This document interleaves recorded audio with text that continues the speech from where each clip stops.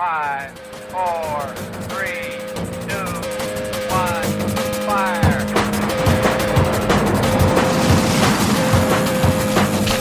The only thing we have to fear is fear.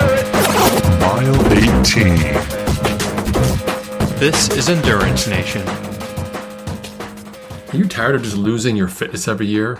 Of getting out there on the open road come springtime and everyone else is still faster than you and you're not making progress? We understand. We created the Outseason program just for you. It's a 14-week protocol for triathletes and gravel cyclists with an opportunity to lock in through your Zwift workouts and focused training to unlock your potential by targeting functional threshold and high VO2 workouts with some endurance on the weekends. We build your fast before you're far. So by the time you get to the spring, you can turn down the fast and start adding some volume when the weather gets nice and unleash your endurance potential. Stop following the same program and hoping you get different results. Head over to endurancenation.us/outseason to get our 14-week program for one low price now. Hi everyone, Coach Patrick here from Endurance Nation, back with a special video this week. 4 reasons why early season fatigue should scare you, terrify you. Like behind you, like climbing up the basement stairs behind you, like driving down the highway, texting on their phone while you're riding your bike with your friends in a group. Terrified, scared. Early season fatigue is one of the number one killers of early season success and late season stamina.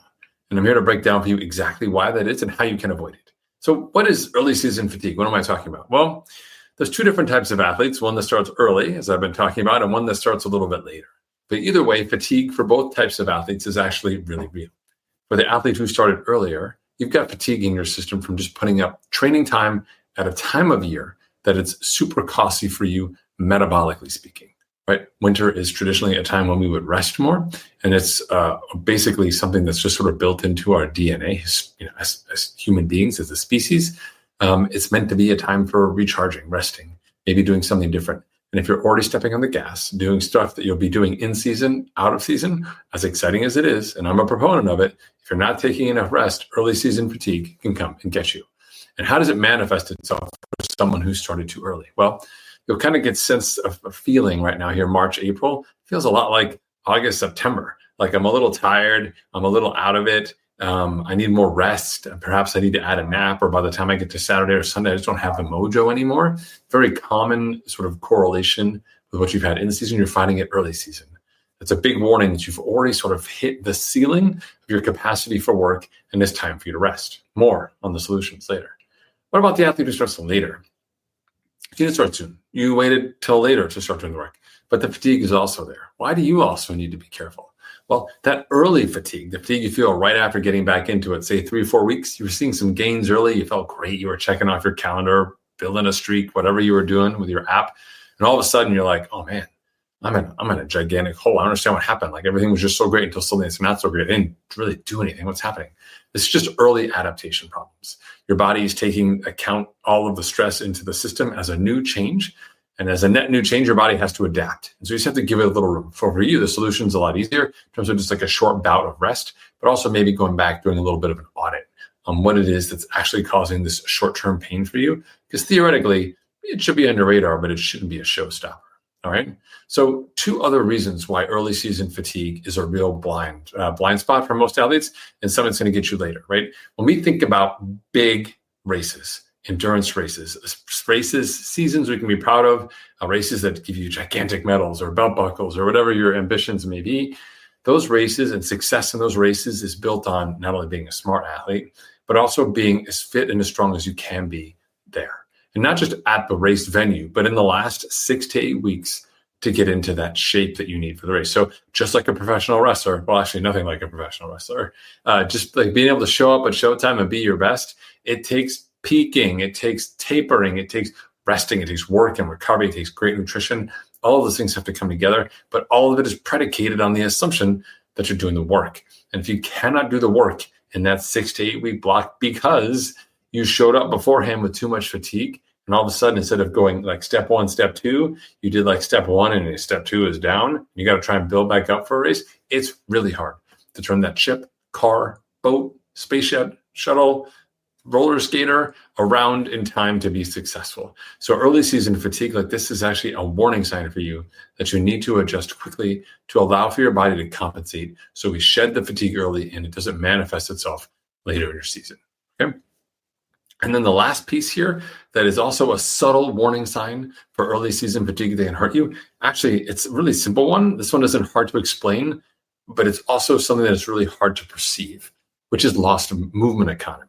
So when we think about swimming and running in particular, not so much on the cycling side, although it can be there, as we fatigue and fatigue early, and yet our ambitions remain high. Early season, let's go, warm weather, sunlight, I'm all about it. First race, friends outside, like I'm ready to go outside and work out right now. When you think about all of that energy, but inside your body's like, man, it feels so good. Like, maybe I need a day. You're like, shut up, body. Like, we're going to get outside. It's going to be awesome. Like 4 hours on the bike with our friends, or that trail run that we've been waiting to do for 6 months. Finally, the trail's open and we can actually run on it. Like, let's get after it. Not listening to your body at this time, when you have that fatigue, is a really easy way to fall into loss of movement economy, which then leads to overuse injuries. So most people don't go out running and like run poorly with bad form all the time. You run the way that you run. Most people generally run at the most economical version of themselves. As crazy as it may look to the outside world, there is no one way to run. Just watch the Olympics. That said, one way not to run is to run under fatigue and strain in a manner such that you actually are hampering your ability to move through your natural motion. So let's say your glutes are tired, you're not fully extending your leg. Maybe your hip flexors are tired, you're not really lifting your knee up at the front end. From a swimming perspective, maybe your shoulders or arms are tired, or your back, you just don't have that same focus on technique that you had in the first couple of weeks. Now you're just kind of moving the arms and just kind of going through the motions. Going through the motions may be fine, 9 to 5 through the work, but it doesn't work for yourself when you have aspirations for endurance excellence. Because repetitive stress injury, like literally injuring ourselves through our own desire to work out, is your number one enemy as an endurance athlete. And early season fatigue can be something that predisposes you to some of that problem. So as you start to feel the fatigue, remember that it's not so much about, hey, I just want to feel great every time I work out. If I don't feel great, I'm not going to work out. I'm not giving you a hall pass, but I'm saying, if you're not feeling great when you want to work out, then you're about to make a decision to move yourself into a gray zone that actually could be a problem for you. Now, there's going to be times, that 6 to 8 week window I talked about, I'm going to need you to reach deep into that suitcase of courage and dig out something that's going to let you to get through those 6 to 8 weeks. Maybe some sugar, maybe some other motivation, or fear of losing a bet with a training partner or friend, or both, or enemy, if you've got one of those training enemies. Either way, whatever it is, we're going to need that, but we don't want to use it now. It doesn't make any sense to use it now. Even today, as a case in point, I wanted to ride 2.5 hours. I got to an hour. It was not easy. I got to an hour and a half and I was like, I think I'm done. This is just a sign. I've got plenty of season left. It's only March 31st.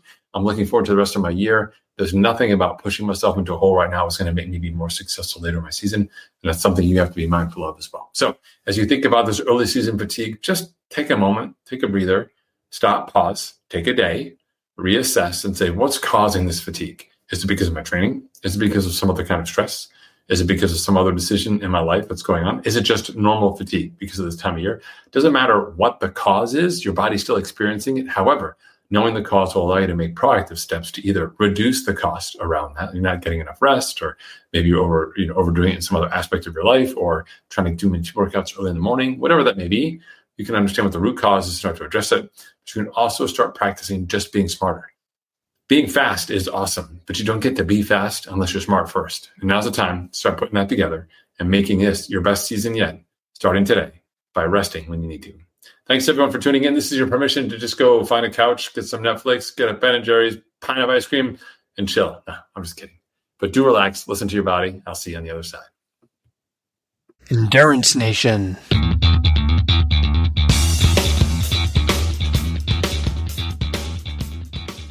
Hey, podcast fans. I know you love the podcast because here you are, you're listening to it and you're still listening to me talk right now. Did you know you can get content just like this in your inbox once a month?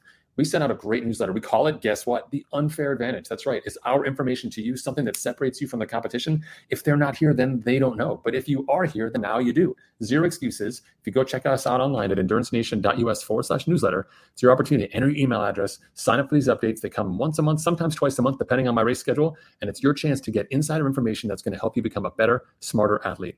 Don't miss out on this chance to get ahead of the competition. It doesn't cost you any money, and it's not a ton of work. It's just your email address. That's endurancenation.us/newsletter.